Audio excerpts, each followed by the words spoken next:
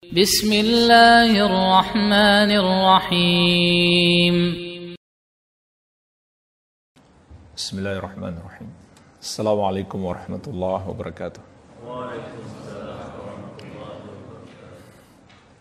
الحمد لله حمدا كثيرا طيبا مباركا فيه مباركا عليه كما يحب ربنا ويرضاه أشهد أن لا إله إلا الله وحده لا شريك له وأشهد أن محمدا عبده ورسوله صلى الله عليه وعلى آله وصحابته أجمعين ومن تبعهم بإحسان إلى يوم الدين أما بعد فإخواني في الدين kaum muslimin wal muslimat rahimani wa rahimakumullah. Semoga Allah Azza wa Jalla senantiasa mencurahkan rahmatnya kepada kita sekalian. InsyaAllah ta'ala kita akan melanjutkan pembahasan kitab Tauhid. Masih di bab yang ke-14. Bab yang ke-14. Babun minasyirki ayyastagitha bi ghairillahi aw yad'uwa ghairahu. Bab termasuk kesyirikan seseorang yang beristighatsah kepada selain Allah atau berdoa kepada selainnya. Istighatsah maknanya adalah talabul ghauts, meminta pertolongan ketika ditimpa musibah atau dalam kondisi genting. Istighatsah. Maka istighatsah bagian dari doa. Jadi kita masih dalam bab yang menjelaskan kepada kita tentang salah satu bentuk kesyirikan, yaitu berdoa kepada selain Allah Azza wa Jalla. Kenapa syirik? Karena doa itu adalah ibadah. Doa adalah ibadah yang sangat agung. Bahkan Nabi SAW dengan tegas mengatakan, ad-du'a'u huwal ibadah. Dalam hadis Abu Daud dari sahabat yang mulia An-Nu'man bin Bashir radhiyallahu taala, kata Nabi SAW, doa itu adalah ibadah. Doa itu adalah ibadah. Kemudian beliau membaca surat Ghafir ayat ke-60. Wa qala rabbukum ud'uni astajib lakum innal ladzina yastakbiruna an ibadati sayadkhuluna jahannama dakhirin. Dan Rabbmu berfirman, berdoalah kepadaku maka aku akan mengabulkan doamu. Sesungguhnya orang-orang yang tidak mau atau menyombongkan diri dari berdoa kepadaku, maka mereka akan masuk neraka dalam keadaan hina. Jadi jemaah sekalian, orang yang tidak mau berdoa kepada Allah sama sekali, dia disebut mustakbirun kafirun. Orang yang menyombongkan diri lagi kafir. Berarti nggak mau ibadah kepada Allah Azza wa Jalla. Yang kedua, orang yang berdoa kepada Allah, tapi dia juga berdoa kepada selain Allah Azza wa Jalla. Maka dia adalah musyrik. Orang musyrik. Menduakan Allah. Dia berdoa kepada Allah, tapi dia juga berdoa kepada selain Allah Azza wa Jalla. Adapun yang ketiga, orang yang berdoa hanya kepada Allah, inilah mukminun muwahhidun, orang beriman yang mentauhidkan Allah Azza wa Jalla. Dia berdoa hanya kepada Allah yang satu saja. Karena dia mengetahui doa itu adalah ibadah, maka mempersembahkan ibadah doa kepada selain Allah adalah termasuk kesyirikan. Iya. Jemaah sekalian, kita sudah membahas 4 dalil dari bab ini. Kalau tidak salah 4-4-nya itu kita bahas semua di kajian online. Yang tidak sempat ikut mungkin bisa mendengarkan rekamannya. Jadi 2 pertemuan sudah dalam bab ini. Pertemuan pertama membahas dalil pertama dan kedua. Pertemuan yang kedua membahas dalil ketiga dan keempat. Maka pada kesempatan ini insyaallah ta'ala kita akan memasuki dalil yang kelima. Dalil yang kelima dari bab ini. Baik.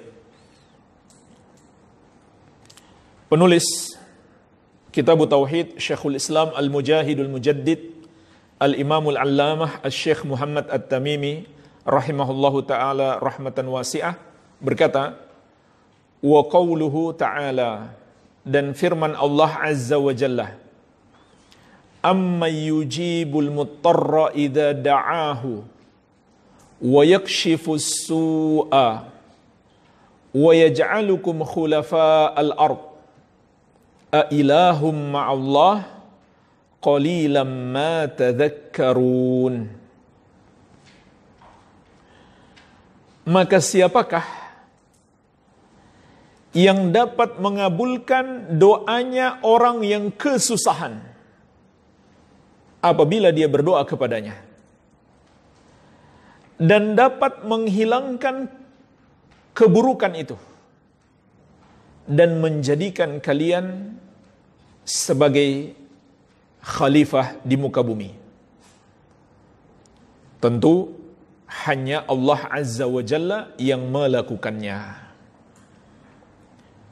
Ailahum ma'allah, kalau begitu, adakah yang pantas disembah bersama dengan Allah? Ini pertanyaan bukan untuk minta jawaban, tapi untuk mengingkari bahwa kalau begitu tidak ada yang berhak disembah kecuali Allah. Qalilan ma tadhakkarun, sangat sedikit kalian mengingat atau mengambil pelajaran. Surat An-Naml ayat ke-62. Inilah jemaah sekalian dalil yang kelima dari bab yang ke-14. Bab yang menjelaskan kepada kita kesyirikan orang yang berdoa atau beristighatsah kepada selain Allah Azza wa Jalla. Apa pelajaran yang bisa kita petik dari ayat yang mulia ini? Pelajaran yang pertama, ayat ini menjelaskan kepada kita termasuk syirik orang yang beristighatsah atau berdoa kepada selain Allah dalam perkara yang tidak mampu dilakukan kecuali hanya oleh Allah Azza wa Jalla. Inilah pelajaran pertama yang bisa kita petik dari ayat ini. Termasuk syirik orang yang berdoa kepada selain Allah, yang beristighatsah, meminta pertolongan dalam kondisi genting, dalam keadaan darurat kepada selain Allah. Dalam hal apa? Dalam hal yang tidak mampu dilakukan kecuali hanya oleh Allah Azza wa Jalla. Sebagaimana jemaah sekalian, di awal bab ini dan juga di bab sebelumnya telah kita jelaskan, memohon sesuatu kepada selain Allah itu adalah syirik apabila makhluk tersebut tidak terpenuhi padanya satu dari tiga syarat. Yang pertama, orangnya masih hidup. Orangnya masih hidup. Iya.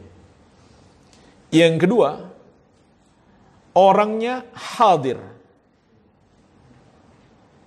Hadir dalam artian kita bisa berkomunikasi secara wajar dengannya. Yang ketiga, permintaan tersebut bukan sesuatu yang hanya Allah saja mampu melakukannya.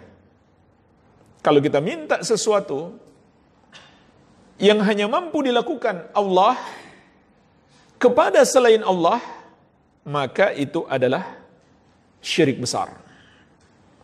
Jadi, inilah faidah yang bisa kita petik dari ayat ini yang pertama. Ayat ini menjelaskan kepada kita termasuk syirik orang yang berdoa memohon kepada selain Allah atau beristighatsah kepada selain Allah dalam perkara yang tidak mampu dilakukan kecuali hanya oleh Allah Azza wa Jalla. Seperti meminta dihilangkan bencana alam. Siapa yang bisa mencegah dan menghilangkan bencana alam? Tidak ada kecuali Allah Azza wa Jalla. Dan lain sebagainya yang hanya mampu dilakukan oleh Allah, maka memintanya dari selain Allah adalah termasuk kesyirikan. Baik.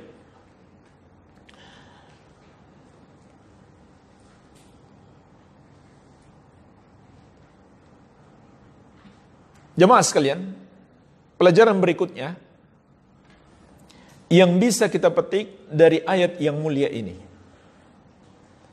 Ayat ini mengajarkan kepada kita di antara sifat rububiyah Allah yang harus kita tauhidkan Allah padanya, yaitu meyakini hanya Allah Azza wa Jalla yang maha mampu menghilangkan segala kesusahan. Meyakini hanya Allah Azza wa Jalla yang maha mampu menghilangkan kesusahan. Oleh karena itu, termasuk syirik juga kalau kita meyakini sifat ini ada pada selain Allah. Termasuk syirik juga sekedar kita meyakini sifat seperti ini ada kepada selain Allah.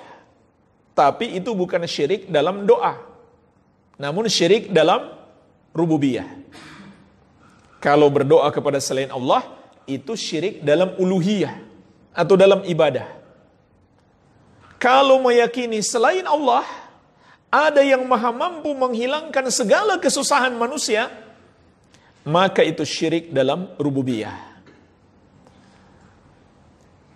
Maka jemaah sekalian, seringkali orang yang berdoa kepada selain Allah karena memang dalam dirinya ada keyakinan itu. Ada keyakinan bahwa makhluk yang kepadanya dia tujukan doanya memang maha mampu menghilangkan kesusahannya. Jadi dia bukan hanya satu syirik sebenarnya. Ada dua syirik yang dia lakukan. Syirik dalam uluhiyah dan syirik dalam rububiyah. Bahkan bisa jadi juga syirik dalam al-asma wa sifat. Contohnya gimana? Dia meyakini makhluk yang kepadanya dia berdoa itu maha mendengar.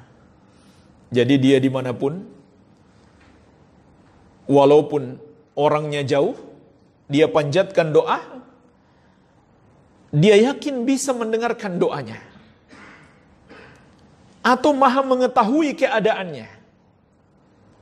Atau bahkan orang yang sudah wafat, sudah dikuburnya pun bukan di negerinya. Contohnya Syekh Abdul Qadir Jilani. Di mana beliau dikubur? Pokoknya di Arab. Yang jelas bukan di Indonesia. Banyak yang mengatakan di Irak, di Baghdad. Yang jelas di Arab. Kalau seseorang berdoa kepada beliau, padahal orang itu ada di Indonesia. Atau gak usah jauh-jauh lah. Orang di Jakarta, Wali Songo dikubur di Jawa misalkan. Jadi seakan-akan dia meyakini para wali itu juga seperti Allah yang maha mendengar. Yang maha mengetahui apa yang dia lakukan. Maka ini juga tambahan kesyirikan yang lain, yaitu syirik dalam al-asma wa sifat. Iya. Jadi orang yang berdoa kepada selain Allah bukan hanya satu syirik. Bisa jadi berbagai macam kesyirikan dia lakukan, baik dalam perbuatan maupun dalam keyakinan. Amalan anggota tubuh maupun amalan hati. Iya. Maka ayat yang mulia ini memberi pelajaran kepada kita. Hanya Allah Azza wa Jalla yang maha mampu menghilangkan segala kesusahan. Oleh karena itu tercabang pelajaran berikutnya termasuk syirik kalau kita meyakini ada selain Allah yang maha mampu menghilangkan kesusahan. Begitu pula jemaah sekalian, tercabang pelajaran berikutnya termasuk syirik kalau kita bertawakal, bergantung hati kepada selain Allah Azza wa Jalla. Ini juga bentuk syirik yang lain dalam ibadah, yaitu tawakal. Dan umumnya orang yang berdoa kepada para wali atau kepada selain Allah juga ada tawakalnya kepada selain Allah. Ini kalau begitu bentuk syirik yang keempat. Yang pertama tadi berdoa kepada selain Allah. Yang kedua, meyakini ada selain Allah yang maha mampu menghilangkan segala kesusahan. Yang ketiga, ada selain Allah yang maha mendengar, yang maha mengetahui dia sedang berdoa. Yang keempat, bertawakalnya dia, bergantung hatinya dia kepada selain Allah Azza wa Jalla tersebut. Maka jemaah sekalian, ayat ini mengajarkan kepada kita, tidak ada yang pantas kita bergantung kepadanya kecuali Allah Azza wa Jalla. Karena hanya dialah yang menghilangkan segala kesusahan. Dan ketahuilah jemaah sekalian, bertawakal kepada Allah adalah termasuk sebesar-besarnya sebab Allah memberikan pertolongan kepada kita. Subhanallah. Kita belum berdoa saja, baru sekedar bertawakal, itu sudah termasuk sebab Allah memberikan pertolongan kepada kita. Bahkan Allah telah berjanji, sebagaimana dalam surat At-Talaq ayat ketiga, wa may yatawakkal 'alallahi fahuwa hasbuh. Barang siapa bertawakal kepada Allah, maka cukuplah Allah sebagai penolongnya. Maka cukuplah Allah sebagai penolongnya. Iya. Jadi jemaah sekalian, di dalam ayat yang mulia ini juga terkandung pelajaran tentang sebab-sebab dikabulkannya doa. Sebab-sebab dikabulkannya doa. Yang pertama, seseorang hanya berdoa kepada Allah. Seseorang hanya berdoa kepada Allah Azza wa Jalla. Yang kedua, doa disertai dengan tawakal kepada Allah Azza wa Jalla. Jangan sampai seorang berdoa kepada Allah tapi hatinya malah bergantung kepada selain Allah. Termasuk jemaah sekalian yang perlu saya ingatkan, dalam perkara yang mampu dilakukan oleh makhluk, boleh kita minta tolong kepada makhluk. Seperti kita dikejar-kejar perampok misalkan, boleh kita minta tolong polisi. Karena polisi mampu menolong kita. Bukan sesuatu yang hanya Allah saja mampu menolong kita. Tapi ingat, polisi itu hanya sebab. Polisi hanya sebab. Pada hakikatnya yang menolong kita hanyalah Allah. Oleh karena itu, jangan hati kita bergantung kepada polisi. Jangan hati kita bergantung kepada polisi. Bergantunglah hanya kepada Allah Azza wa Jalla dan tetap meyakini Allah yang menolong kita, polisi itu hanyalah sebab. Kemudian jemaah sekalian, ayat ini juga menjelaskan sebab dikabulkannya doa yang lain adalah ketika hamba semakin susah keadaannya. Jemaah sekalian, para ulama mengatakan ayat ini menunjukkan kepada kita semakin sulit keadaan seseorang, maka semakin dekat dia kepada pengabulan doa. Karena biasanya orang seperti itu lebih sungguh-sungguh dia berdoa. Makin sungguh-sungguh seseorang itu berdoa, maka makin dekat dia kepada pengabulan doa. Makanya jemaah sekalian, sungguh celaka seseorang dalam kondisi genting, dalam kondisi terdesak, dia malah berdoa kepada selain Allah. Ketahuilah jemaah sekalian, kalau ada orang mengaku muslim sekalipun, dalam kondisi genting, dalam kondisi terdesak, ditimpa musibah, ditimpa bahaya, dia masih juga berdoa kepada selain Allah, maka orang musyrik dahulu lebih baik daripada dia. Orang musyrik dahulu lebih baik daripada dia. Sebagaimana dalam surat Al-Ankabut yang sering kita sampaikan, Allah Azza wa Jalla mengatakan, فَإِذَا رَكِبُوا فِي الْفُلْكِ دَعَوْا اللَّهَ مُخْلِصِينَ لَهُ الدِّينَ فَلَمَّا نَجَّاهُمْ إِلَى الْبَرِّ إِذَا هُمْ يُشْرِكُونَ. Ketika mereka naik kapal, mereka takut tenggelam, mereka dihempas oleh ombak. Apa yang mereka lakukan? Da'allaha mukhlisina lahuddina. Mereka berdoa kepada Allah dengan mengikhlaskan, memurnikan semua ibadah mereka hanya untuk Allah semata. Ini yang dilakukan orang musyrik dahulu. Mereka lupakan semua berhala mereka. Tetapi ketika Allah menyelamatkan mereka sampai ke daratan, mereka kembali mempersekutukan Allah. Sebenarnya makna ayat ini sama juga. Ayat ini sedang berbicara tentang orang-orang musyrik. Ketika kondisi susah, mereka berdoa hanya kepada Allah. Tapi setelah itu, kalau sudah Allah selamatkan, sudah dalam kondisi lapang, mereka kembali mempersekutukan Allah. Dan ayat semisal ini sangat banyak. Ayat semisal ini sangat banyak. Di antaranya juga surat An-Nahl ayat 53-54. Thumma idza massakumud durru fa ilaihi taj'arun. Kemudian apabila kalian ditimpa bahaya, maka hanya kepada Allah saja kalian memohon pertolongan. Ini kondisi orang musyrik. Jadi ayat ini sedang berbicara tentang kondisi orang musyrik dahulu. Thumma idza kashafad durra ankum idza fariqum minkum bi rabbihim yusyrikun. Kemudian apabila Allah telah menghilangkan kemudaratan itu dari kalian, maka tiba-tiba di antara kalian ada yang mempersekutukan kembali Rabb mereka. Jadi jemaah sekalian, masih banyak ayat seperti ini berbicara tentang kondisi orang musyrik jahiliyah dahulu. Mereka mempersekutukan Allah hanya dalam kondisi lapang. Tapi dalam kondisi bahaya, dalam keadaan genting, mereka mentauhidkan Allah. Mereka berdoa hanya kepada Allah. Mereka tinggalkan semua berhala-berhala mereka. Bandingkan dengan sebagian orang yang mengaku muslim hari ini, dalam keadaan genting sekalipun, dia masih berdoa kepada selain Allah. Dia masih berdoa kepada selain Allah Azza wa Jalla. Iya.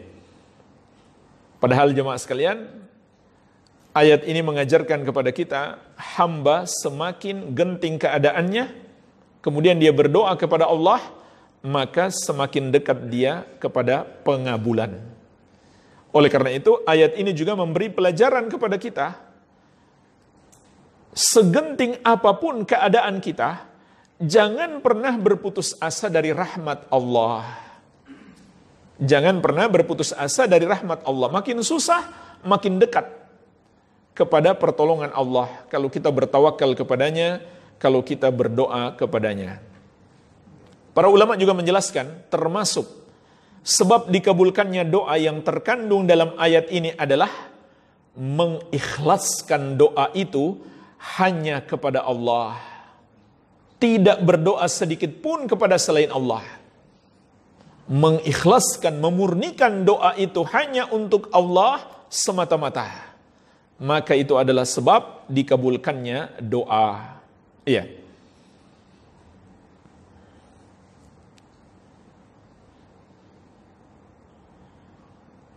Pelajaran lainnya yang bisa kita petik dari ayat yang mulia ini adalah orang-orang musyrik dahulu, di antara mereka ada yang masih mengakui tauhid rububiyah. Yaitu dalam kondisi susah mereka yakin hanya Allah yang bisa menolong. Bahkan mereka pun ketika itu mentauhidkan Allah bukan hanya dalam rububiyah, tapi juga dalam uluhiyah. Mereka berdoa saat itu hanya kepada Allah dalam kondisi susah. Begitu pula dalam ayat ini Allah menjelaskan orang-orang musyrik meyakini Allah yang menjadikan mereka khalifah di muka bumi. Apa yang dimaksud khalifah di muka bumi? Generasi yang menggantikan generasi sebelumnya. Al-khulafa itu artinya para pengganti. Al-khulafa jamak daripada khalifah, artinya pengganti. Oleh karena itu, para pemimpin Islam disebut khalifah. Bagaimana ceritanya sampai pemimpin Islam disebut khalifah? Karena pemimpin Islam pertama setelah Rasulullah SAW wafat disebut khalifatu Rasulullah SAW. Artinya apa? Penggantinya Rasulullah SAW. Jadi itu awal penamaan kenapa pemimpin Islam disebut khalifah. Karena pemimpin Islam yang pertama setelah Nabi SAW wafat, Abu Bakar As-Siddiq radhiyallahu anhu diberi gelar Khalifatu Rasulullah SAW. Kemudian setelah beliau wafat digantikan oleh Umar. Umar awalnya bergelar khalifati Rasulullah sallallahu alaihi wasallam. Penggantinya Rasulullah sallallahu alaihi wasallam. Maka sahabat melihat ini akan makin panjang jadinya. Lalu akhirnya mereka mengusulkan Umar bergelar dengan apa? Amirul Mukminin. Jadi awal gelar Amirul Mukminin itu sejak masa Umar bin Khattab radhiyallahu anhu. Jadi beliau disebut juga khalifah, disebut juga Amirul Mukminin. Iya. Jadi makna khalifah adalah pengganti. Kita adalah pengganti generasi sebelumnya. Siapa yang menjadikan kita menggantikan generasi sebelumnya atau yang menciptakan kita? Tentunya Allah Azza wa Jalla. Dan ayat ini sedang menyatakan kepada orang musyrik, itulah keyakinan mereka. Kalian meyakini Allah yang menciptakan kalian. Allah yang menjadikan kalian pengganti generasi sebelumnya. Artinya mereka imani itu. Mereka imani itu. Oleh karena itu jamaah sekalian, dua hal yang perlu saya ingatkan. Pertama, kalau kita meyakini Allah itu ada, Allah itu sang pencipta, Allah itu yang maha mampu menolong kita, sampai di situ saja keyakinan kita belum berbeda dengan musyrikin jahiliyah. Belum beda, masih sama.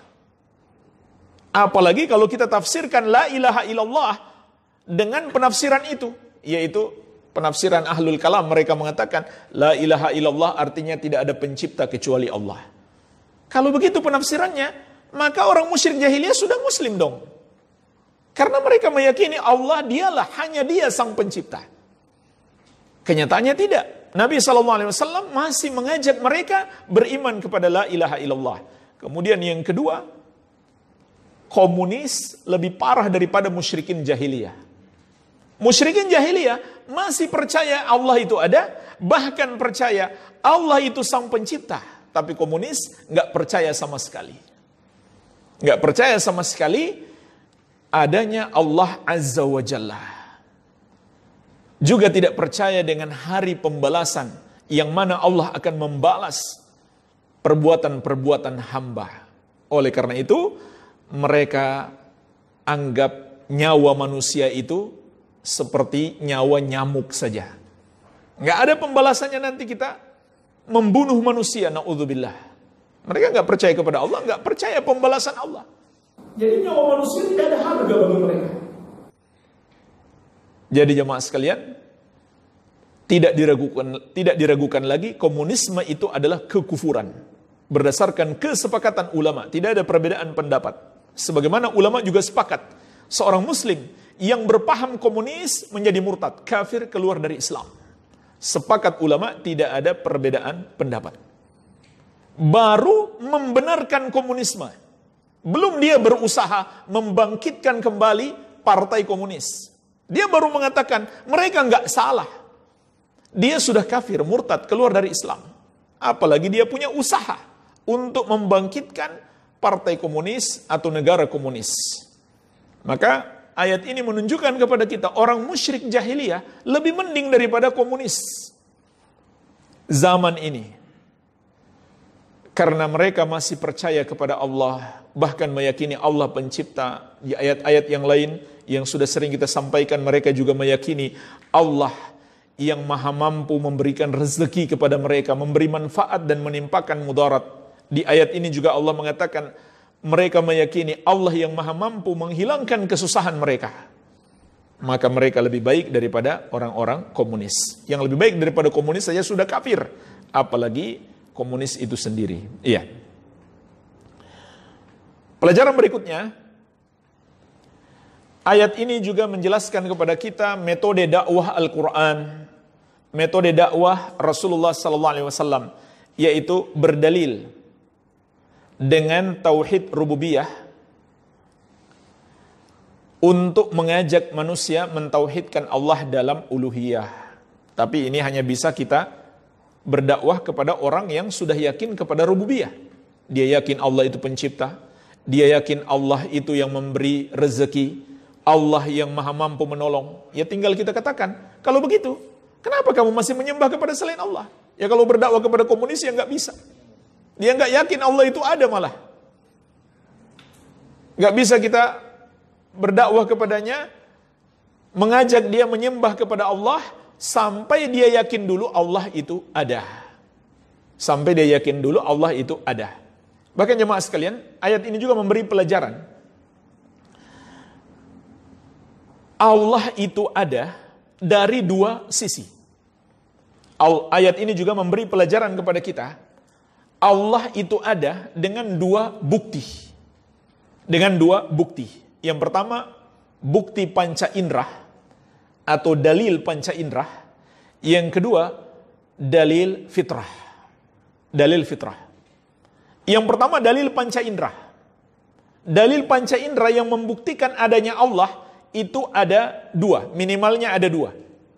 Yang pertama adalah kita mendengarkan dan menyaksikan mukjizat para nabi dan rasul alaihi wassalatu wassalam. Ini dalil panca indera bahwa Allah itu ada. Kita mendengarkan dan melihat mukjizat para nabi dan rasul alaihi wassalatu wassalam yang kita dengarkan dalam Al-Quran. Mukjizat Nabi Musa alaihi salam, mukjizat Nabi Isa alaihi salam, dan lain-lain. Yang kita lihat, dan kita bisa saksikan sampai hari ini. Mukjizat apa jemaah sekalian? Mukjizat Al-Quran. Mukjizat Nabi kita yang mulia Muhammad sallallahu alaihi wasallam. Al-Quranul Karim. Ini kita saksikan luar biasa.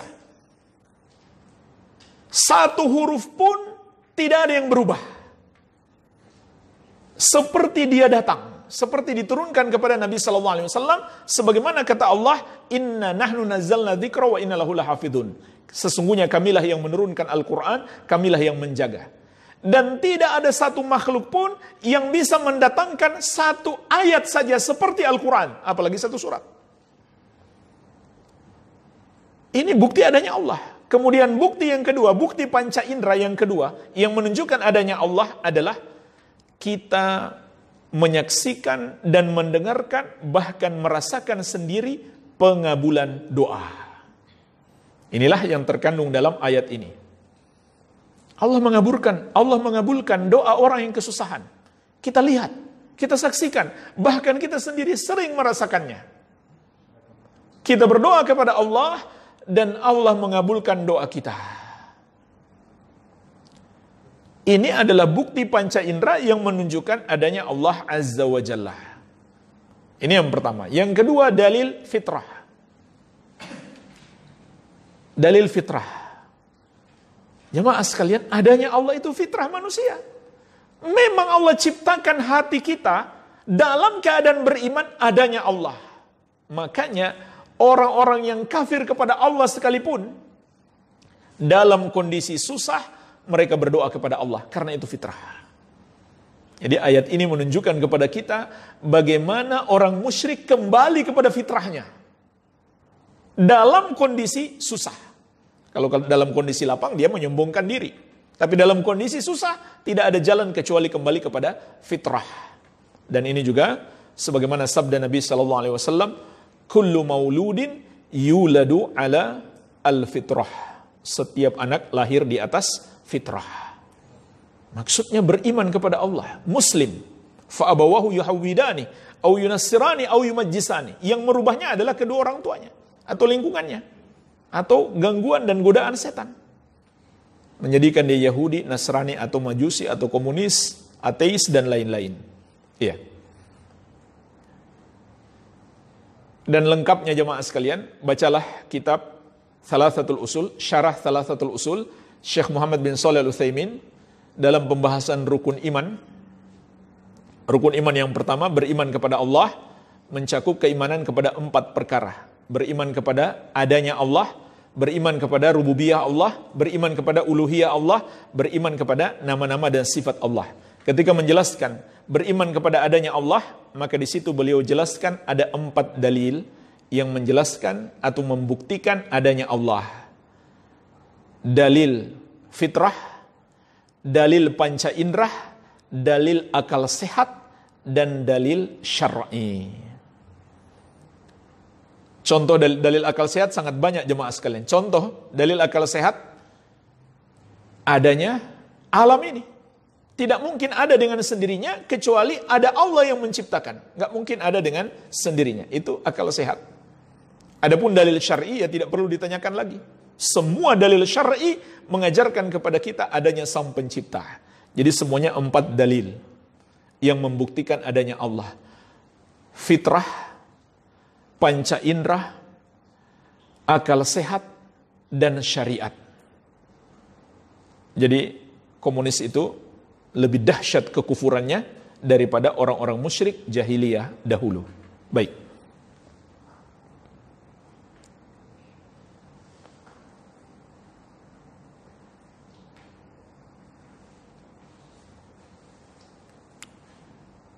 Pelajaran lainnya yang bisa kita petik dari ayat ini juga,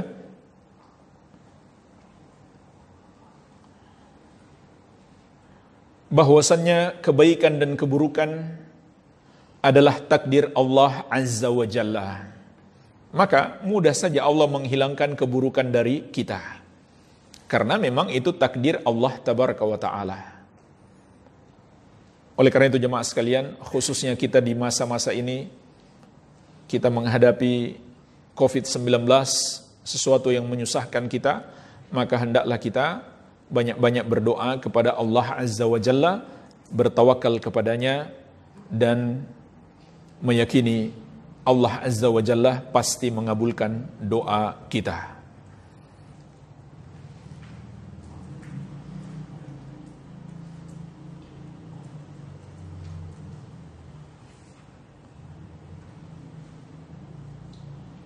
Pelajaran yang terakhir yang bisa kita petik dari ayat ini,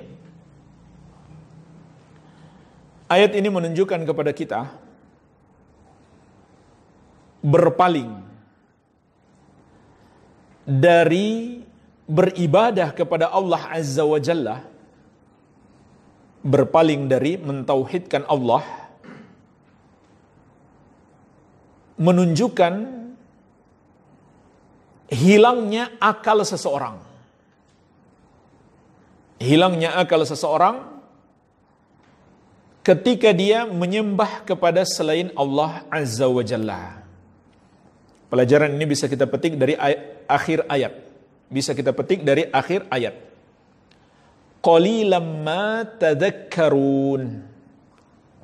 Sangat sedikit kalian mengingat. Kalian berfikir, kalian memetik pelajaran dengan akal kalian. Sangat sedikit. Ini bukan sedikit, tapi sangat sedikit. Karena ma di situ disebut ma zaidah, yang maknanya litakid, untuk menekankan. Kalau kita terjemahkan artinya sangat sedikit. Ini ucapan Allah terhadap orang-orang musyrik yang menyembah kepada selain Allah. Sangat sedikit kalian gunakan akal sehat kalian. Sangat sedikit kalian berfikir. Maka para ulama mengatakan ayat ini menunjukkan orang yang menyembah kepada selain Allah adalah orang yang hilang akal sama sekali. Dia tidak gunakan akal sehatnya. Dia tidak gunakan akal sehatnya. Dan dia adalah makhluk yang paling bodoh. Dia adalah makhluk yang paling bodoh. Karena dia menyembah sesuatu yang lemah. Sesuatu yang tidak bisa memberi apa-apa kepadanya. Tidak bisa menolongnya, tidak pula bisa menghukumnya, menimpakan bahaya kepadanya. Itulah makhluk yang paling bodoh, yang menyembah kepada selain Allah Azza wa Jalla. Oleh karena itu jemaah sekalian, orang yang berakal adalah orang yang mentauhidkan Allah dan orang yang tunduk patuh kepada syariat Allah. Sebagaimana juga pernah kita bahas di bab yang pertama, pembahasan tentang 10 wasiat Allah Azza wa Jalla. Di dalam rangkaian 10 ayat tentang wasiat Allah Azza wa Jalla, maka Allah mengatakan, "Dzalikum wasaqum bihi la'allakum ta'qilun." Demikianlah diwasiatkan kepada kalian agar kalian berakal. Artinya kalau kalian mengikuti wasiat-wasiat Allah, kalian adalah orang yang berakal. Kalau tidak, maka tidak. Jadi jemaah sekalian, Islam adalah agama yang sesuai dengan akal sehat. Kalau kita menggunakan akal sehat kita, maka kita pasti akan menjalankan apa yang Allah perintahkan dan menjauhi apa yang Allah larang. Makanya jangan heran, kalau orang-orang yang masuk Islam itu umumnya orang yang cerdas. Umumnya orang yang pintar, orang yang cerdas. Dan ini juga cara Nabi SAW ketika mendakwahi sebagian sahabat. Yang beliau lihat sebenarnya dia cerdas, tapi kenapa dia masih kafir? Seperti jemaah sekalian, Khalid bin Walid radhiyallahu anhu. Ini panglima perang yang sangat cerdas sekali, pintar. Ketika beliau masih kafir, maka Nabi SAW mengatakan, orang cerdas seperti dia, kok bisa nggak masuk Islam? Mendengar kalimat ini, itu yang membuat Khalid semakin pingin masuk Islam. Padahal ayahnya dibunuh oleh kaum muslimin. Dia dendam, awalnya dendam luar biasa. Ayahnya termasuk yang mati dalam peperangan melawan kaum muslimin. Tapi karena dia cerdas, dia pintar, dia kemudian masuk Islam. Iya. Inilah hakikat orang yang berakal, hakikat orang yang cerdas, yang taat kepada Allah Azza wa Jalla. Baik, jemaah sekalian, tinggal satu dalil lagi dalam bab ini, insya Allah kita bahas lebih cepat. Warawat Tabrani bi isnadihi, qala rahimahullah, At-Tabrani, yaitu Imam Sulaiman bin Ahmad At-Tabrani, penulis kitab Mu'jam. Beliau meriwayatkan dengan sanadnya, dan sanadnya ini sampai kepada sahabat yang mulia Ubadah bin As-Samit radhiyallahu anhu. Annahu kana fi zamanin Nabi sallallahu alaihi wasallam munafikun. Bahwasanya di masa Nabi sallallahu alaihi wasallam ada seorang munafik. Yu'dzil mu'minin, yang suka menyakiti orang-orang yang beriman. Faqala ba'duhum, maka sebagian kaum muslimin berkata, Kumu bina nastagithu bi Rasulillahi sallallahu alaihi wasallam min hadzal munafik. Bangkitlah kita bersama-sama menuju Rasulullah sallallahu alaihi wasallam untuk beristighatsah kepada beliau dari orang munafik ini. Faqala an-nabiy sallallahu alaihi wasallam, innahu la yustaghatsu bi wa innama yustaghatsu billah. Maka Nabi SAW bersabda, sesungguhnya tidak boleh beristighatsah kepadaku. Beristighatsah itu hanyalah kepada Allah Subhanahu wa ta'ala. Inilah jemaah sekalian dalil yang terakhir di dalam bab ini, bab yang berbicara tentang istighatsah. Hanya saja hadis ini sebagian ulama melemahkan, sebagian ulama menganggap hadis ini lemah. Oleh karena itu, hadis ini hanyalah dijadikan sebagai pendukung saja, bukan dalil utama. Dalil utama dari Al-Quranul Karim bahkan, bukan sekedar dari hadis, tapi dari Al-Quranul Karim.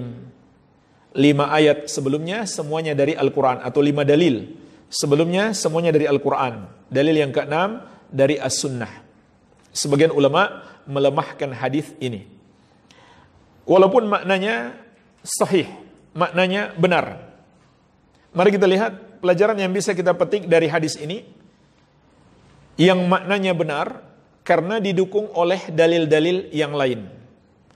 Jadi maknanya benar bukan karena hadis ini dhaif, tapi karena didukung oleh dalil-dalil yang lain.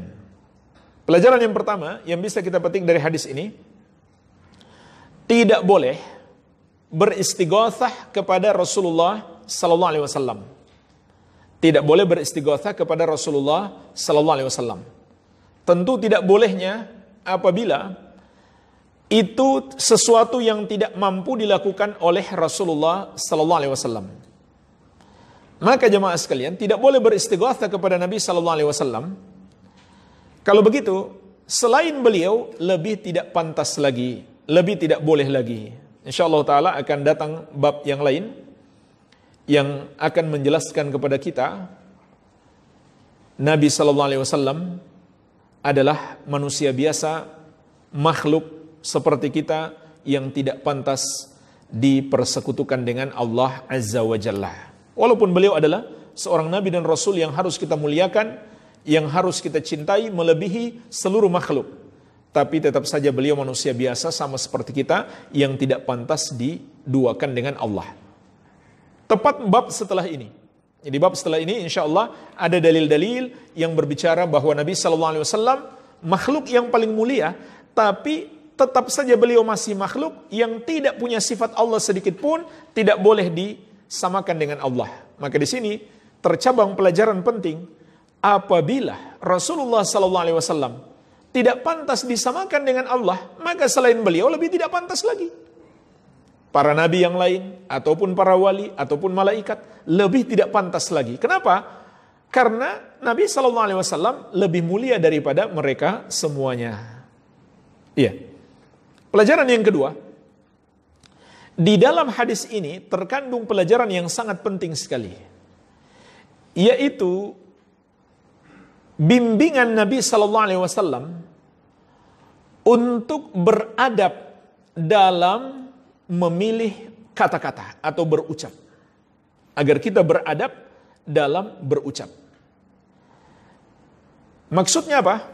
Janganlah kita berucap sesuatu yang di situ mengandung penyamaan antara Allah dengan makhluk. Inilah jemaah sekalian hakikat yang dilarang oleh Rasulullah SAW dalam hadis ini. Hakikat yang dilarang. Karena di sini sahabat meminta sesuatu yang mampu dilakukan oleh Nabi SAW, yaitu apa? Menindak orang munafik tersebut. Karena Nabi SAW pemimpin, penguasa yang punya kekuatan. Itulah sebabnya muncul orang munafik. Karena umat Islam sedang kuat. Dulu di Mekah, ketika umat Islam lemah, ya nggak ada orang munafik.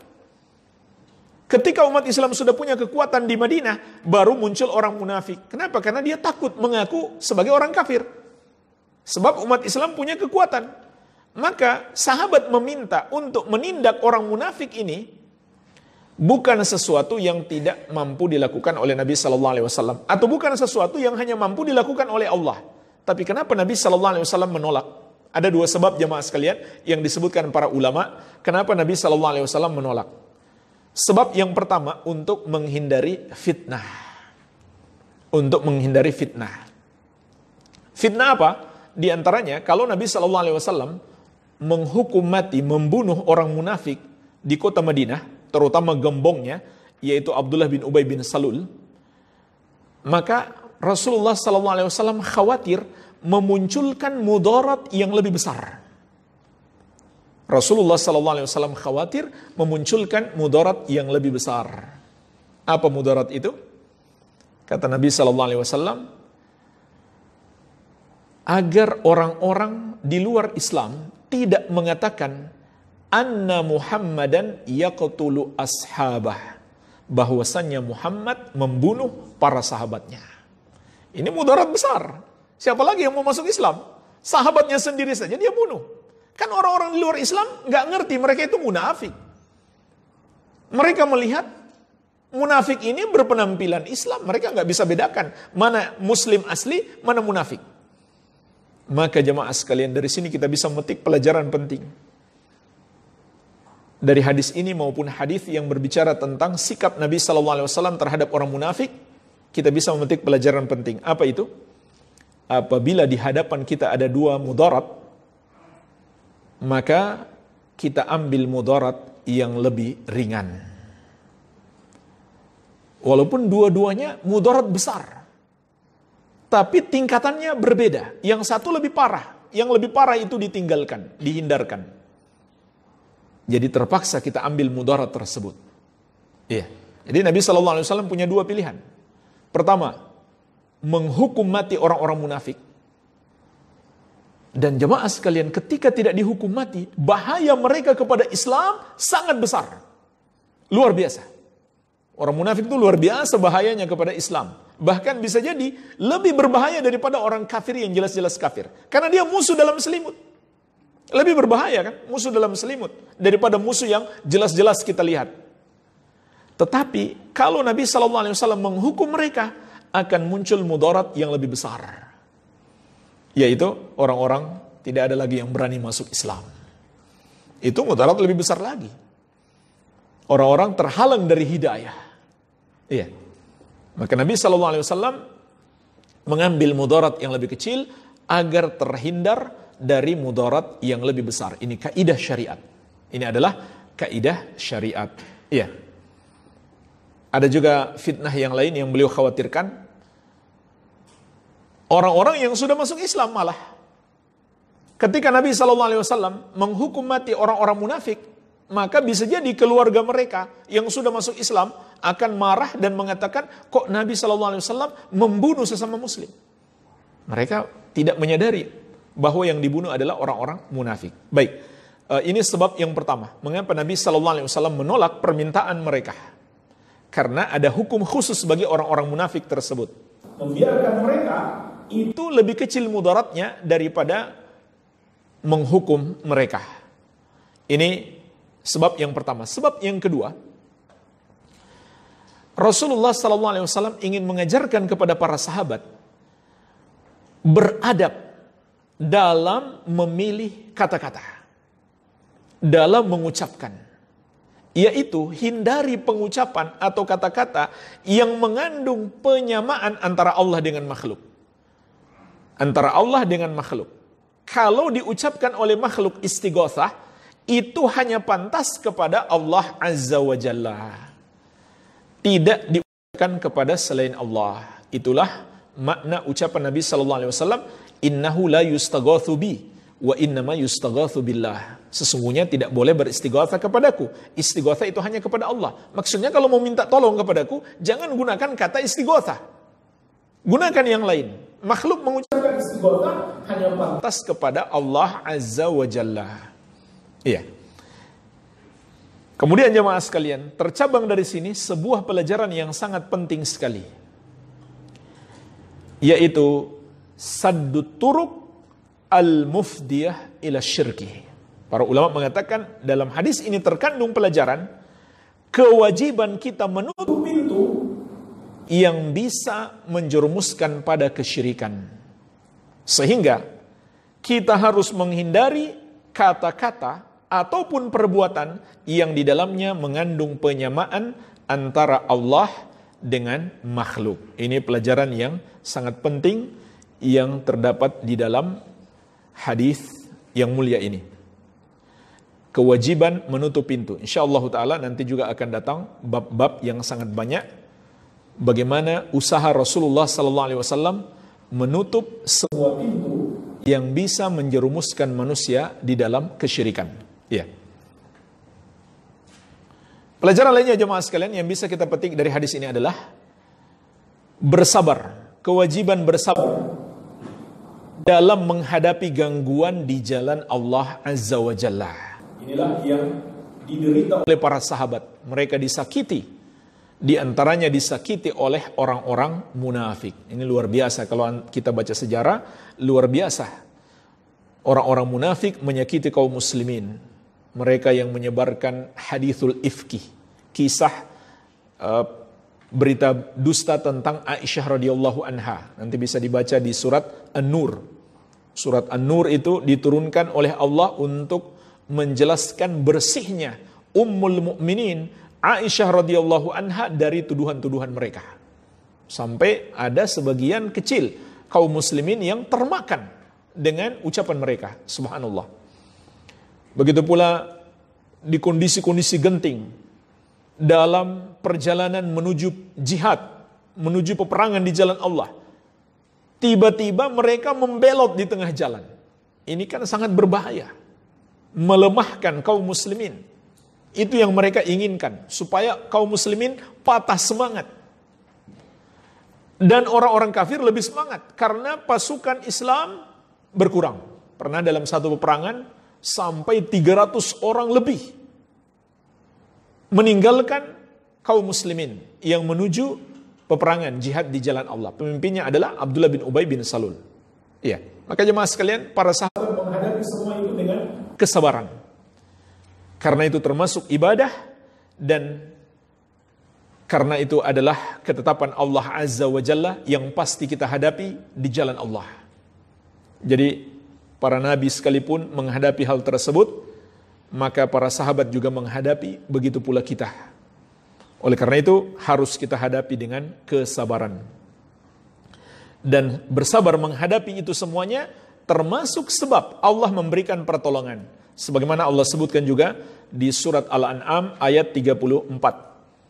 Walaqad kudzibat rusulun min qablika fasabaru ala ma kudzibu wa udhu hatta atahum nasruna.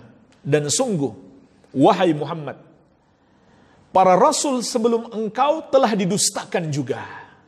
Ini peringatan Allah kepada Nabi kita yang mulia Muhammad SAW agar beliau juga bersabar. Allah kabarkan kepada beliau, sungguh para rasul sebelum engkau juga telah didustakan dan disakiti di jalan Allah. Maka mereka pun bersabar. Ala ma kudzibu wa udhu, atas kedustaan kaum mereka dan tersakitinya mereka di jalan Allah.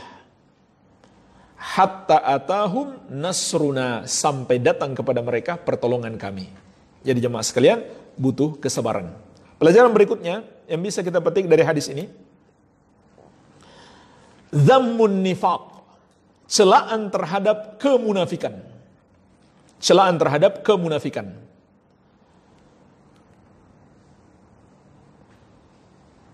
Kemunafikan jemaah sekalian sangat berbahaya terhadap Islam dan terhadap kaum muslimin. Maka dalam hadis ini kita bisa memetik pelajaran. Orang yang memiliki sifat kemunafikan, dia akan menyakiti kaum muslimin. Dia akan menyakiti kaum muslimin. Oleh karena itu juga hadis ini memberi peringatan kepada kita, memberi pelajaran penting. Jangan kita menyakiti kaum muslimin. Karena sifat menyakiti kaum muslimin adalah sifatnya orang-orang munafik. Hati-hati jemaah sekalian. Ini pelajaran bagi kita. Jangan kita menyakiti kaum muslimin. Karena menyakiti kaum muslimin adalah sifatnya orang-orang munafik. Hanya saja jemaah sekalian perlu kita pahami, kemunafikan itu ada dua. Nifak akbar dan nifak asgar. Apa artinya nifak akbar? Kemunafikan besar. Menyembunyikan kekufuran, menampakkan keislaman. Menyembunyikan kekufuran, menampakkan keislaman. Itu kemunafikan besar. Pelakunya kafir. Dia bukan muslim. Bahkan dia lebih berbahaya daripada orang kafir yang jelas-jelas kafir. Makanya jemaah sekalian, di dalam Al-Quran, di awal-awal Al-Quran, di surat Al-Baqarah bagian awal, Allah menjelaskan 4 sifat orang beriman. Mulai dari ayat yang kedua sampai ayat kelima. 4 sifat orang beriman. Kemudian setelah itu, Allah menjelaskan 2 sifat orang kafir. 4 sifat orang beriman, 2 ayat, 4 ayat yang menjelaskan sifat orang beriman, 2 ayat menjelaskan sifat orang kafir. Setelah itu menjelaskan sifat orang munafik dalam 13 ayat. Jadi jauh lebih banyak. Karena betapa bahayanya kemunafikan terhadap Islam dan kaum muslimin. Penjelasan Allah tentang sifat-sifat orang munafik jauh lebih banyak daripada sifat orang-orang kafir dan orang-orang beriman. Karena bahaya mereka lebih besar terhadap Islam. Dan Allah mengatakan, innal munafikina fid darkil asfali minan nar. Sesungguhnya orang-orang munafik di bagian neraka yang paling bawah. Ya. Tapi itu maksudnya orang-orang munafik yang kafir, munafik besar. Ada yang disebut nifak asgar, nifak kecil. Yaitu nifak amali, nifak dalam perbuatan, kemunafikan dalam perbuatan. Contohnya, seperti yang disabdakan Nabi SAW, arba'un. Man kunna fihi kana munafikan khalisan. Wa man kanat fihi khaslatun minhunna, kanat fihi khaslatun minan nifaq. Hatta yada'aha. Ada 4 perangai. Ada 4 perangai. Siapa yang memiliki semuanya, dia munafik murni. Dan siapa yang memiliki salah satu darinya, maka dia memiliki bagian dari kemunafikan sampai dia meninggalkannya. Apa saja 4 itu? Yang pertama, idza tumina khana. Kalau dia diberi amanah, dia berkhianat. Wa idza hadatsa kadzab. Kalau dia berbicara, maka dia berdusta. Wa idza ahada ghadar. kalau dia berjanji dia tidak menunaikan atau dia mengingkari. Wa idza khasama fajar. Kalau dia berselisih, dia berlaku curang. Misalkan dalam peradilan dia berlaku curang asalkan menang. Maka ini semuanya adalah sifat-sifat kemunafikan kecil. Artinya ada pada diri seorang muslim, itu adalah dosa besar, tapi tidak menyebabkan dia menjadi kafir, tidak menyebabkan dia sampai kafir. Ya. Pelajaran terakhir jemaah sekalian yang bisa kita petik dari hadis ini, tadi sudah kita jelaskan juga, cuma ingin kita tekankan lagi, bahaya menyakiti kaum muslimin itu adalah sifat orang-orang munafik. Itu adalah sifat orang-orang munafik yang juga Allah sebutkan di dalam Al-Quran, yaitu di surat Ali Imran ayat 120. Surat Ali Imran ayat 120. Ini sifat orang-orang munafik dan orang-orang kafir. Apa kata Allah? In tamsaskum hasanatun tasu'hum. Kalau kalian mendapatkan kebaikan, maka mereka bersedih hati. In tamsaskum hasanatun tasu'hum. Kalau kalian mendapatkan kebaikan, maka mereka bersedih hati. Atau mereka merasa susah. Wa in tusibukum sayyi'atu yafrahu biha. Dan kalau kalian ditimpa keburukan, maka mereka senang. Ini sifat orang munafik. Suka menyakiti kaum muslimin, suka melihat kaum muslimin tertimpa keburukan, dan suka melihat agama Allah Azza wa Jalla dikalahkan, tidak ditegakkan. Kemudian Allah Azza wa Jalla mengabarkan kepada kita jalan selamat dari orang-orang munafik tersebut. Wa in tasbiru taqu la yadurrukum kaiduhum syai'a. Kalau kamu sabar dan bertakwa, maka tipu daya mereka, makar-makar mereka, konspirasi mereka tidak akan membahayakan kamu sedikit pun. Jadi jemaah sekalian, gak usah terlalu khawatir. Mereka punya konspirasi, mereka punya makar-makar, mereka punya rencana-rencana jahat. Yang perlu kita khawatir adalah kitanya gak sabar dan gak bertakwa. Karena kalau kita sabar dan bertakwa, semua tipu daya mereka tidak akan membahayakan kita. Jadi jemaah sekalian, ada orang-orang munafik, dia mengaku Islam, mengaku Muslim. Tapi dia menginginkan keburukan untuk kaum muslimin. Tapi dia tidak ingin melihat agama Allah ditegakkan. Malah dia ingin membangkitkan kekufuran yang sudah terkubur. Contoh tadi, ingin membangkitkan PKI, komunisme. Kalau dia mengaku muslim, maka dia munafik. Kalau dia masih mengaku muslim, maka dia munafik. Sebenarnya bukan itu yang kita khawatirkan. Karena memang orang-orang munafik dan orang-orang kafir, ya memang begitu kerjaannya. Dia akan terus berusaha memudaratkan kaum muslimin. Yang perlu kita khawatirkan adalah kitanya tidak bertakwa kepada Allah Azza wa Jalla. Kitanya tidak sabar menghadapi berbagai macam ujian yang Allah berikan. Tidak sabar dalam ketaatan. Tidak sabar menjauhi larangan Allah. Sehingga Allah tidak menolong kita. Itu yang perlu kita takutkan jemaah sekalian. Itu yang perlu kita takutkan. Wa in tasbiru wa tattaqu la yadurrukum kaiduhum syai'a. Kalau kamu sabar dan kamu bertakwa, maka tipu daya mereka, makar-makar mereka, konspirasi mereka tidak akan membahayakan kamu sedikit pun. Jadi ini kunci utama. Melawan semua orang yang memusuhi Islam dan kaum muslimin. Bertakwa kepada Allah Azza wa Jalla. Bersabar memegang teguh sunnah Nabi SAW. Kan jemaah sekalian, sebaik-baik cara menghadapi komunisme dan usaha-usaha gerakan untuk membangkitkannya adalah dengan tauhid dan dengan sunnah. Dan mengajak manusia kepada ilmu, menyebarkan ilmu seluas-luasnya, ilmu tauhid dan sunnah. Ini adalah cara yang terbaik, karena ini senjata yang paling kuat. Wallahu ta'ala a'lam. Walhamdulillah, dengan ini selesai bab yang ke-14. Masya Allah, tinggal sedikit lagi, tinggal berapa? Ya. 50 berapa ya?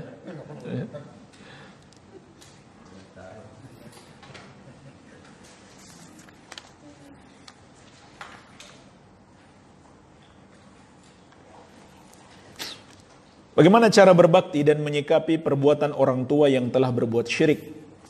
Ana sebagai anak sudah berusaha mendakwahi orang tua dengan menyetel kajian-kajian tentang apa itu syirik dan bahaya-bahayanya bagi orang yang berbuat syirik. Namun orang tua tidak menganggap bahwa itu perbuatan syirik karena dalam amalannya berupa ayat-ayat Al-Quran.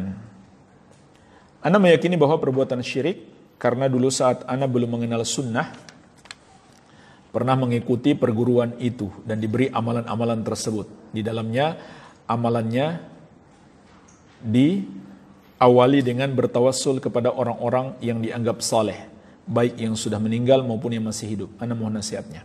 Yang pertama, teruslah berdakwah. Teruslah berdakwah.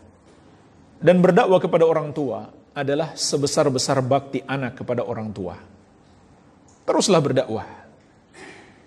Dan dakwah itu ibadah. Dakwah itu ibadah. Sehingga dakwah itu berakhir dengan kematian kita. Karena ibadah sampai mati. Wa'bud rabbaka hatta ya'tiyakal yakin. Wa'bud rabbaka hatta ya'tiyakal yakin. Beribadahlah kepada Rabbmu sampai datang kepadamu kematian. Atau orang yang kita dakwahi sudah wafat, maka gak mungkin lagi bisa berdakwah kepadanya.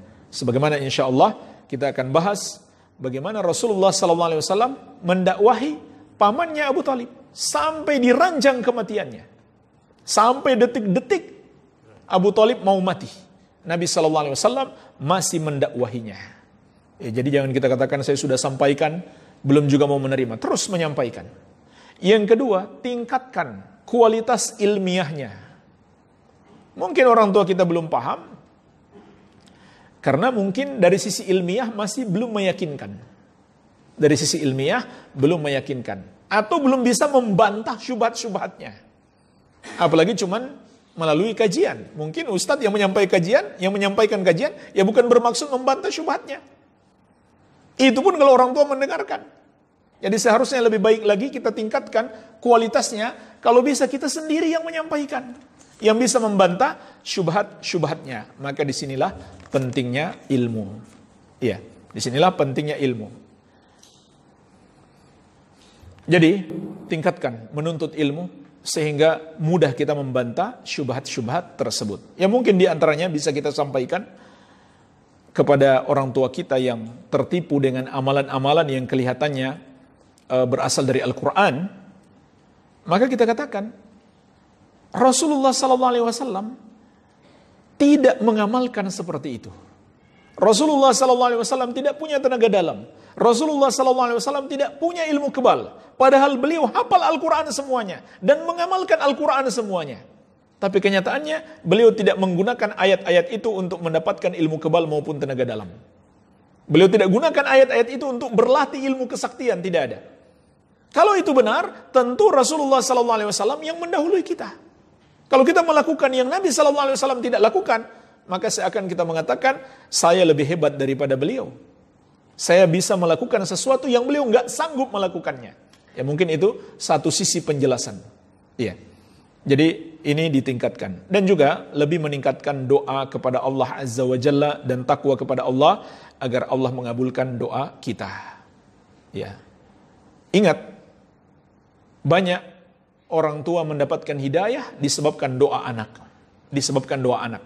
Atau anak berusaha meminta didoakan untuk orang tuanya. Seperti yang dilakukan oleh sahabat yang mulia Abu Hurairah radhiyallahu anhu. Beliau terus berdoa supaya ibunya dapat hidayah. Dia dakwahi ibunya gak mau masuk Islam. Sudah paham ibunya tentang Islam, tapi gak mau juga masuk Islam. Maka beliau berdoa supaya ibunya dapat hidayah. Dan beliau datang juga kepada Nabi SAW, minta didoakan. Dengan sebab itu ibunya masuk Islam. Iya.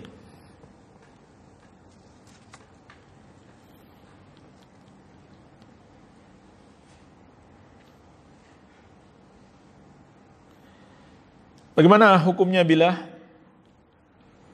masih mengucapkan lurus dan rapatkan shaf? Namun di masjid itu sendiri memang sudah berlaku peraturan protokol kesehatan. apakah kami sebagai makmum ikut perintah imam sampai yang ada pada keterangan hadis? Karena ada ustadz-ustadz ahlus sunnah yang mengatakan bahwa hukumnya wajib mengikuti imam dengan lurus dan rapatnya shaf. Yang pertama jemaah sekalian,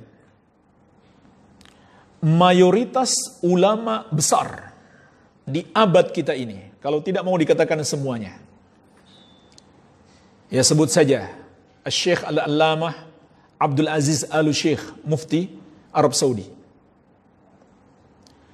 Syekh Al-Allamah Profesor Dr. Saleh Al-Fauzan, Syekh Al-Allamah Abdul Muhsin Al-Abbad, dan banyak lagi ulama-ulama besar masa ini berfatwa untuk tidak merapatkan shaf agar terhindar dari wabah virus corona.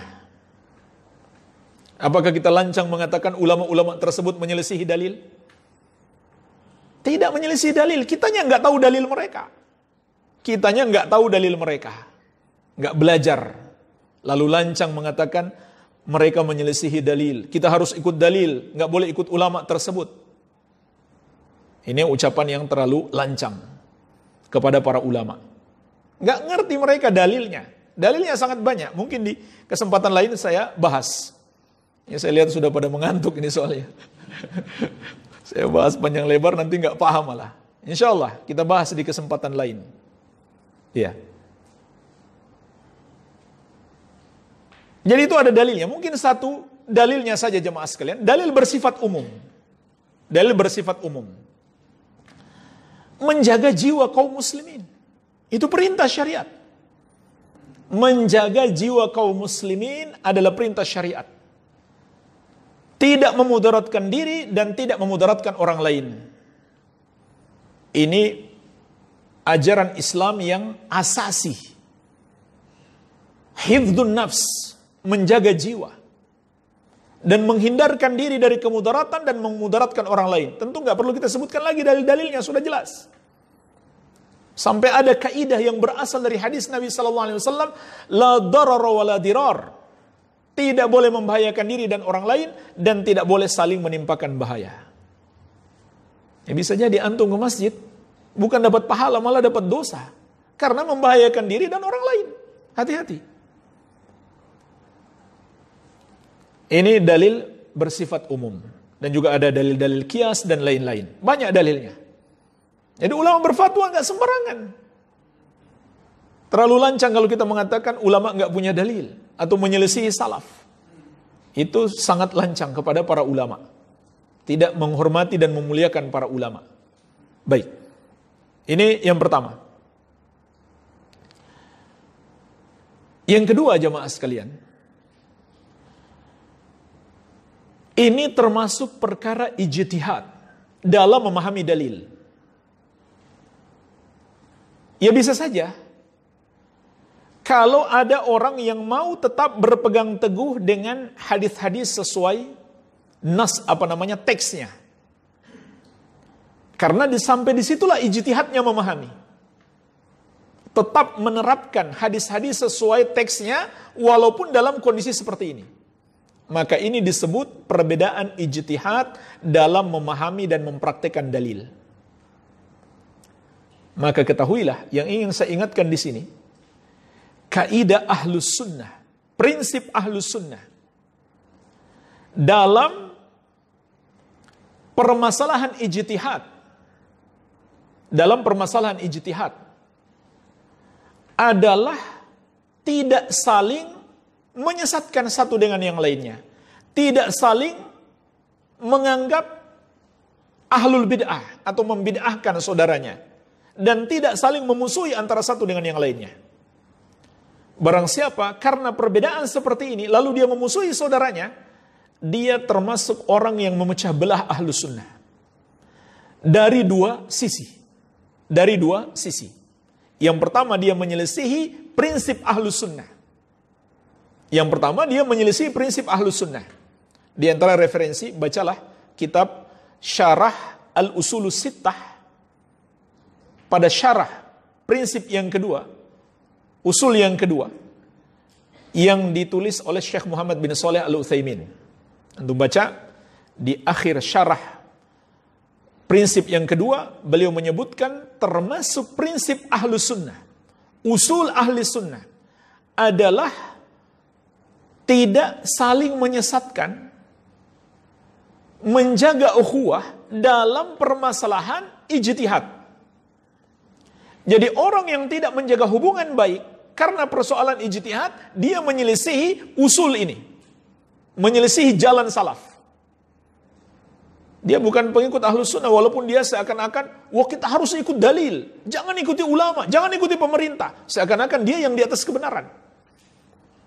Tapi dengan sebab itu kemudian dia memusuhi saudaranya, justru dia yang menyelisihi sunnah.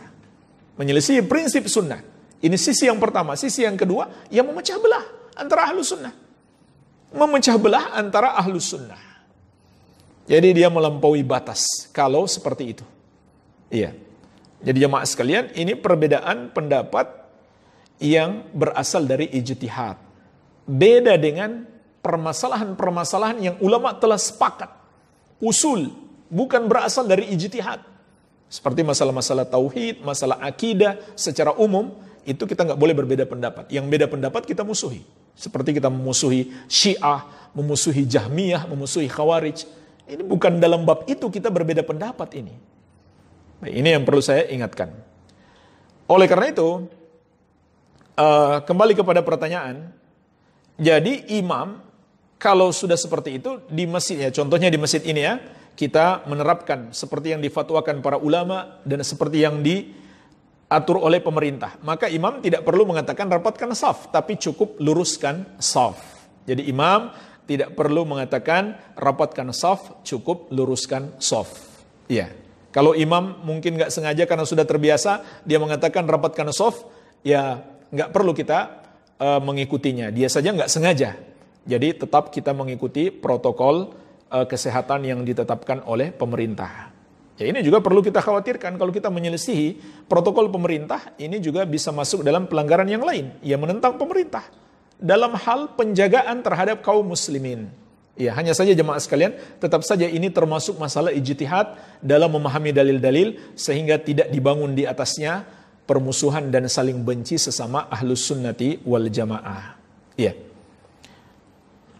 Wallahu alam, mungkin ini saja yang bisa kita bahas di kesempatan ini. Semoga bermanfaat. Lebih dan kurangnya saya mohon maaf. Wabillahi taufik. Subhanakallahumma bihamdik. Asyhadu an la ilaha illa anta astaghfiruka wa atubu ilaik. Wa sallallahu ala nabiyina Muhammadin wa alihi wasallam. Walhamdulillahi rabbil alamin. Wassalamualaikum warahmatullahi wabarakatuh.